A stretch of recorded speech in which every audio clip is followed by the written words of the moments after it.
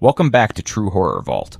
Tonight on Burst Bay, I'm sharing one long, deeply disturbing experience from a night shift delivery driver who was targeted on the road. My name is Ryan. At the time this happened, I was 28 years old and working overnight deliveries for a regional grocery company in Pennsylvania.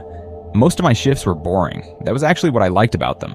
I loaded my van around 9 o'clock at night, drove a mostly rural route, dropped off groceries, and usually finished sometime after 3 o'clock in the morning. I had done the same route for almost 8 months. I knew which roads had deer. I knew which houses had dogs. I even knew where my phone would lose signal.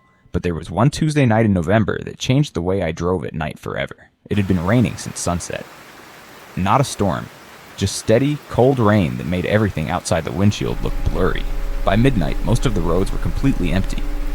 My route took me farther away from the towns and deeper into the countryside. The houses were spread out. Some were hundreds of yards apart. There were long stretches where I wouldn't see another vehicle for 10 or 15 minutes. Around 12:40 a.m., I pulled onto a narrow road surrounded by woods. My GPS said the next delivery was at a house about half a mile ahead. The customer's instructions said, "Leave bags beside the garage." Nothing unusual. I turned onto the driveway. The house was completely dark. No porch light, no driveway lights, nothing. I parked near the garage and grabbed the first 2 bags. As I walked toward the house, I noticed something taped to the front door. At first, I assumed it was a delivery note. I got closer. It was a piece of notebook paper. 3 words were written on it. "Do not knock." I remember thinking that was strange. I put the groceries beside the garage and took a picture for proof of delivery. Then I turned around. That's when I noticed the upstairs window. There was someone standing behind the curtain. I couldn't see their face, just the outline of a person. They were completely still. I stared at the window for maybe 2 seconds. Then the curtain moved. I got back into my van immediately. I didn't call anyone. I didn't even mention it to dispatch. I told myself the person had probably been watching me because they heard the van arrive. That was all. I started driving again. My next delivery was about 15 minutes away. I was halfway there when I noticed headlights behind me, a dark SUV. It stayed far enough back that I couldn't see the driver. I turned left. The SUV turned left. I turned onto another road. It followed. At first, I didn't think much of it. There weren't many roads out there. It could have been going the same direction. Then I made a weird little detour. There was no reason for me to take that road except to see if the SUV followed. I turned. The SUV turned. That was when I stopped believing it was a coincidence. I drove to my next customer's house. The SUV continued past me. I watched it disappear around the bend. I sat there for a few seconds before getting out. The delivery itself was normal. A woman opened the door. She thanked me. I left. When I reached the end of her driveway, the same dark SUV was parked across the road, engine running, headlights off.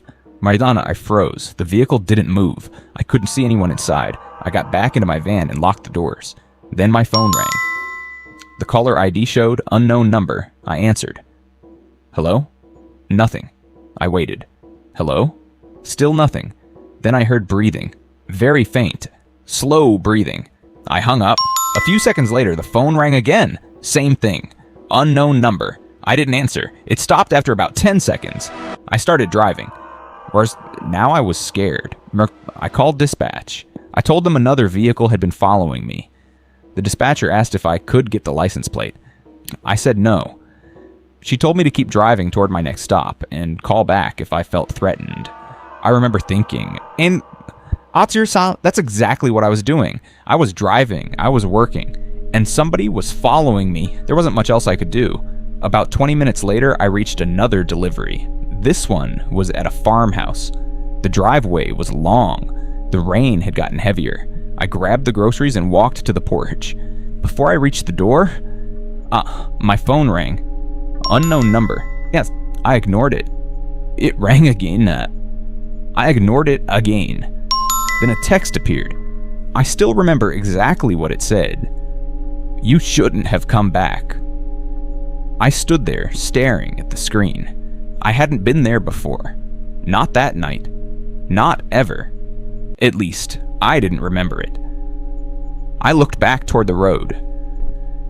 The SUV was sitting at the end of the driveway. This time, the headlights were on. I couldn't see the driver. I put the groceries down and walked backward toward my van. The SUV stayed where it was. I got inside, locked the doors. and called 911.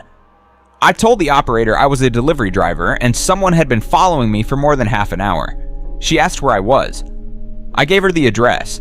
She told me to stay inside the vehicle and keep the doors locked. Then I saw the SUV start moving. Slowly, it entered the driveway. I couldn't believe it. The vehicle came toward me at maybe 5 miles an hour. My van was parked near the farmhouse. The SUV stopped about 30 feet away, then it turned sideways. It completely blocked the driveway. I couldn't leave. I started recording with my phone. The SUV's headlights were pointed directly at me. I couldn't see anything through the windshield. I called the dispatcher again. She told me officers were on the way. I kept my hands on the steering wheel. The SUV suddenly accelerated. It stopped. Less than 10 feet from my van. My entire body went cold. The driver didn't get out. Instead, the headlights switched off.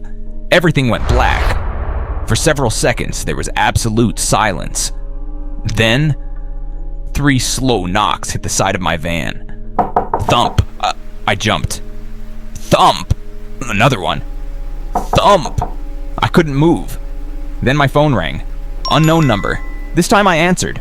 I didn't say anything. A man's voice whispered, Ryan. I felt like my stomach dropped through the floor. He knew my name. I whispered, who is this? He laughed quietly. Then he said, you forgot something. The call ended. I immediately checked the doors. Locked. I checked the rear camera. Nothing. Then I heard another sound. A scrape. Coming from inside the cargo area. I slowly turned around. The rear of the van was completely dark. I had groceries back there. Plastic bags. Cardboard boxes. Nothing else. At least that's what I thought. The scrape happened again. Scrape. I grabbed the flashlight from the dashboard. I didn't want to open the cargo door. I knew the police were coming. I knew I was safer staying inside. So I waited. About 3 minutes later, I saw red and blue lights reflecting off the trees. The SUV immediately started its engine. It pulled away. The police cruiser blocked the driveway before it could get to the road.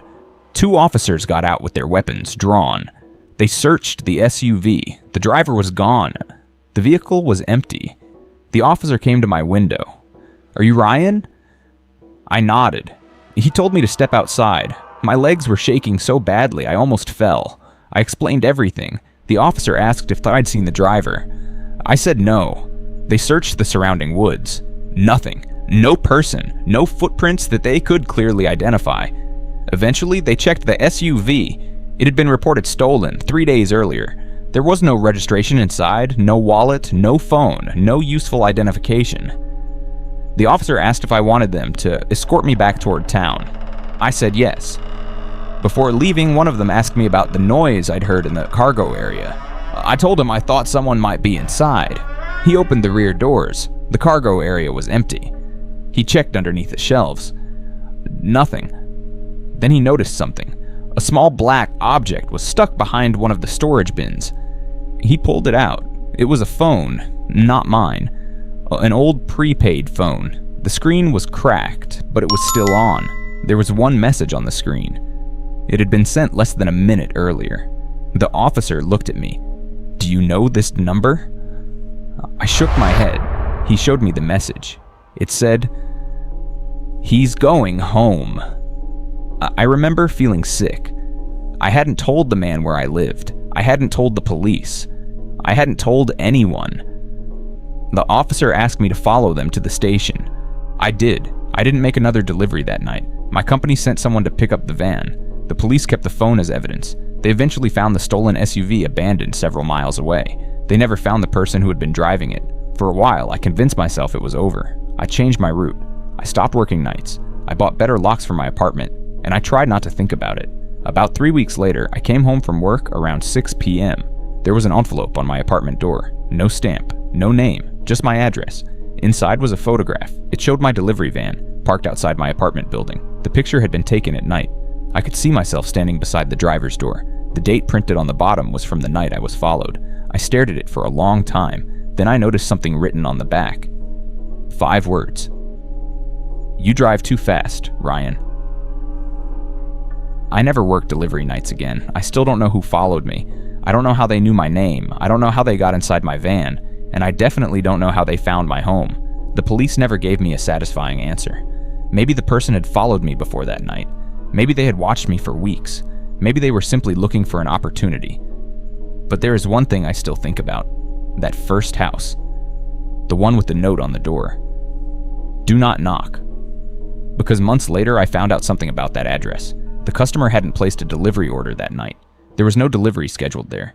Someone had created a fake order using a stolen account, and the grocery bags I left beside that garage, they were never paid for. They were never requested.